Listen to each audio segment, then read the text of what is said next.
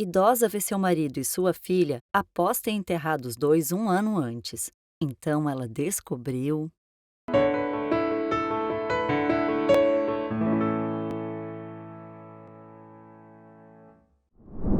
A beleza do oceano não toca mais meu coração. Durante muitas tardes, essa era a frase de Betty, que repetia enquanto balançava a cadeira de balanço na varanda de sua casa. Esposa de um homem apaixonado pelas águas, ela sempre teve suas raízes ligadas ao mar e nunca imaginou viver longe das ondas e das areias da praia que cercava seu quintal e todos os sonhos de sua vida. Até que um dia, o mar levou todos aqueles que ela mais amava: Naomi, sua filha, e Akira, seu esposo. O que ela não sabia era que um dia os veria outra vez.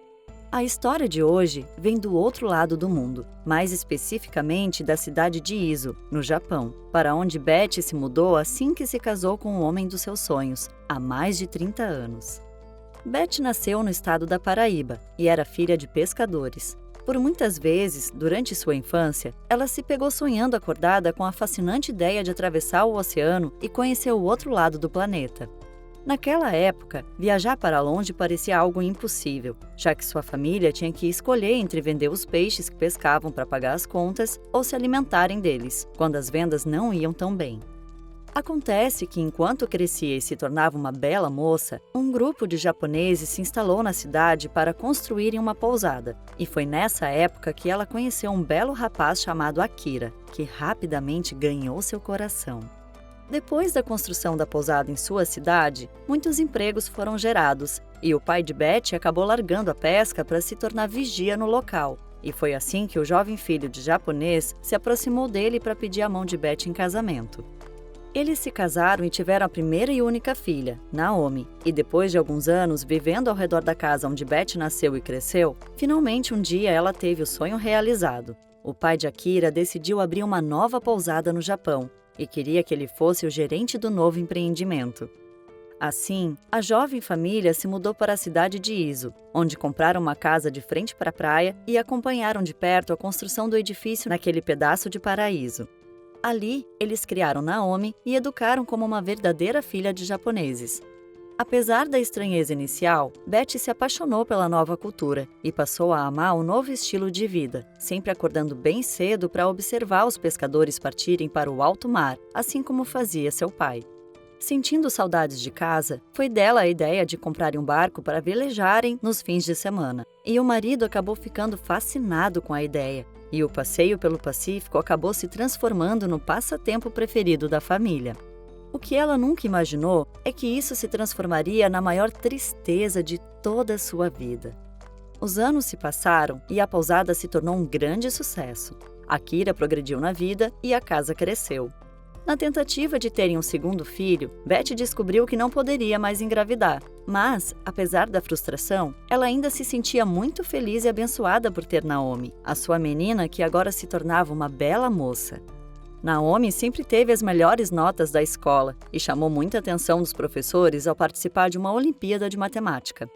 Tal aptidão se tornou ainda mais evidente quando ela se formou e escolheu fazer faculdade de engenharia náutica, já que era fascinada por navios e as formas como eles funcionavam. Uma fascinação tão forte que era mais fácil encontrar a menina no mar do que em terra, e isso desde sempre preocupava Betty, pois ela nem sempre estava disposta a acompanhar a filha nas aventuras. E foi justamente em um desses dias que tudo aconteceu. Era sábado de manhã quando Naomi acordou com a ideia de velejarem até uma ilha que ficava a alguns quilômetros da costa da cidade. Na semana anterior, havia chovido muito na região e agora os ventos se acalmavam. Mas mesmo assim, Betty tinha um pressentimento de que o passeio não devia ser feito. Akira sorriu enquanto tomava seu café da manhã e disse que ela estava com exagero de mãe, sempre preocupada com a filha, por mais que ela já estivesse tão grande. Além disso, tanto o marido quanto a filha já tinham experiência suficiente para entenderem quando o mar e o céu avisavam sobre uma tempestade, e assim ele se ofereceu para ir junto da filha. Ela ficou consternada, pois eles acabaram vencendo a vontade de Betty, que preferiu ficar em casa para descansar. Ela tinha passado por um resfriado na mesma semana e ainda sentia dores de cabeça, e por isso não subiu na barcaça quando a filha e o marido embarcaram, sem saber que aquela seria a última vez. Com o passar das horas, um aperto no coração de Betty ficava mais forte conforme o vento do litoral aumentava. Nas docas e nos cais, já era possível ver o balanço dos bancos ancorados, e no horizonte nenhum sinal de Akira e Naomi surgia para acalmar a aflita mãe. Antes de qualquer notícia chegar, um vendaval atacou a cidade, derrubando telhados e subindo a maré mesmo antes do sol se pôr. Betty já era puro desespero, mesmo sabendo da experiência de seu esposo e da inteligência de sua filha. Mas se tinha uma coisa que ela tinha aprendido com seu pai, era que o mar devia ser respeitado, e aquela ventania era um claro sinal de que algo ruim estava acontecendo. Logo, o rádio local alertou a todos para que fizessem os preparativos de emergência, pois apesar de não alcançar o continente, um terrível ciclone atravessava o mar naquele mesmo instante, e as ventanias seriam sentidas na região. Betty perdeu o que ainda lhe restava de calma e, de joelhos, começou a fazer orações para que sua filha e seu marido voltassem logo para casa, pois ela sabia o tamanho do perigo que eles estavam correndo naquele instante. Horas se passaram e nada deles aparecerem. Mesmo com um forte vento, Betty saiu de porta em porta para ver se sua família não tinha procurado por abrigo entre os vizinhos, mas tudo o que ela encontrava eram rostos confusos sem qualquer notícia para dar. Quando a noite caiu, a agonia de Betty já tinha se espalhado por toda a vizinhança, e até mesmo os funcionários da pousada se comoveram em busca de respostas, procurando entre os pescadores algum conhecimento sobre o que havia acontecido com o barco de Akira. Ninguém tinha visto nada. A madrugada chegou e a realidade começou a assombrar os pensamentos de Betty. Em situações como aquela, era praticamente impossível alguém voltar com vida em um barco tão pequeno quanto aquele que eles estavam velejando, e foi aí que as suas orações deram lugar ao pranto. Betty chorou por toda a noite enquanto era consolada pelos amigos mais próximos. Era uma questão de tempo para receber a notícia daquilo que a destruía só de imaginar. Às 17 horas do dia seguinte, a guarda costeira avisou a Betty que os destroços do barco de Akira foram encontrados nas pedras de uma praia distante. E mesmo se eles tivessem usado coletes ou botes salva-vidas, era muito improvável que um dia seus corpos fossem encontrados, devido à força do ciclone que havia passado. Betty entrou em fúria profunda e exigiu que mais buscas fossem feitas na região. O próprio pai de Akira voltou ao Japão para cobrar da marinha e do governo japonês maior empenho na busca. Mas, depois de mais de 2 meses à procura dos corpos, os dois foram dados como mortos, e a viúva teve que aceitar a fatídica perda.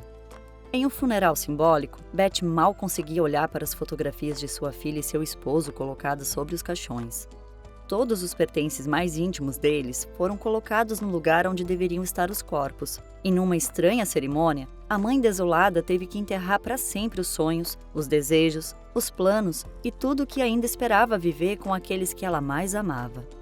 1 ano se passou e Betty ainda se sentava na varanda de sua casa e olhava para o horizonte, como se eles fossem voltar a qualquer instante. O mesmo mar que foi para ela sinônimo de vida, alegria e família, agora era como um grande túmulo azul de frente para a porta de sua casa. Você precisa aceitar, Betty. Era o que todos diziam toda vez que a viam andando pela praia fazendo suas orações. As pessoas daquela região não entendiam muito bem a insistência de Betty em continuar acreditando em um milagre, mas ela sentia que um dia, no mínimo uma resposta ela receberia de Deus. E ela não estava errada. Certo dia, enquanto caminhava pelo mercado da cidade, mesmo sem saber o que iria comprar, a triste Betty andava meio que sem direção. Em seu ombro, uma pequena bolsa com peixes balançava conforme suas sandálias arranhavam as pedras do chão. E foi justamente essa bolsa que ela jogou para o alto quando pensou que estava tendo uma alucinação. No fim daquela rua, por onde passavam os carros, Betty viu um homem e uma mulher sendo colocados em uma ambulância, e assim ela jogou tudo para trás para poder correr antes que eles partissem. No meio do caminho, sua sandália arrebentou e ela não conseguiu alcançar o veículo, que partiu rumo ao hospital com a sirene ligada. "Eram eles? Eram eles?" Betty perguntava aos berros, enquanto corria descalça pela multidão.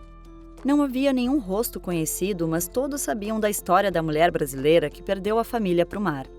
"Um homem e uma moça foram encontrados em uma ilha", alguém gritou, dando respostas à sua aflição. Só poderia ser eles. O coração de Betty encheu-se de esperança e, mesmo sem sandálias, ela correu pela estrada em direção ao hospital. Ao chegar à recepção, ela até mesmo esqueceu-se de falar em japonês e criou uma grande confusão para ter notícias sobre as pessoas que foram retiradas do mar. Quando ela viu o sogro surgir pela porta, o abraço apertado entre eles significou mais do que qualquer resposta. E assim ela teve certeza que Akira e Naomi tinham voltado à vida.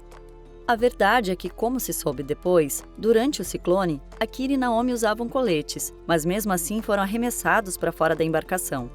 O vento e as ondas os levaram para uma ilha distante, e eles só conseguiram se reencontrar 2 dias depois, já que, apesar das ondas, não foram arrastados exatamente para a mesma direção. Por sorte, as ondas que os pegaram não foram as mesmas que arrastaram o barco para a costa de outra cidade, pois o encontro com as pedras poderiam significar um terrível fim. Akira explicou que depois que encontrou Naomi na ilha, a primeira preocupação foi encontrar abrigo, e só no dia seguinte pensaram em pedir ajuda. Ao perceber que estavam afastados de tudo, em uma ilha estranha no meio do Oceano Pacífico, logo deduziram que precisavam encontrar urgentemente alguma fonte de água potável para terem alguma chance de sobreviver. Eles encontraram um pequeno veio de água subterrânea que, apesar de tomado pela areia, acabou salvando suas vidas. Por muitos e muitos meses beberam dessa fonte até encontrarem uma cerejeira na ponta da ilha e, ao redor dela, outra pequena fonte de água.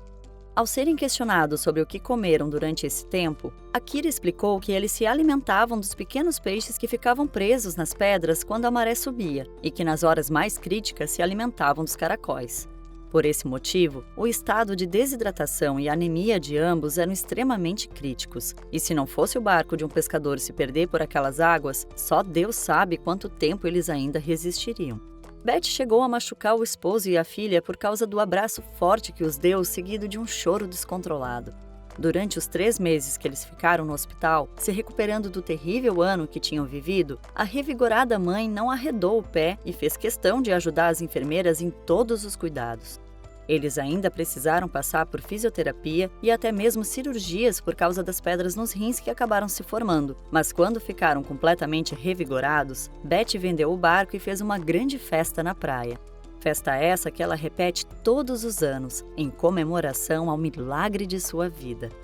Se você gostou dessa história, não se esqueça de se inscrever no canal e ativar o sininho, pois logo novas histórias chegarão até você. Um grande abraço e fiquem com Deus!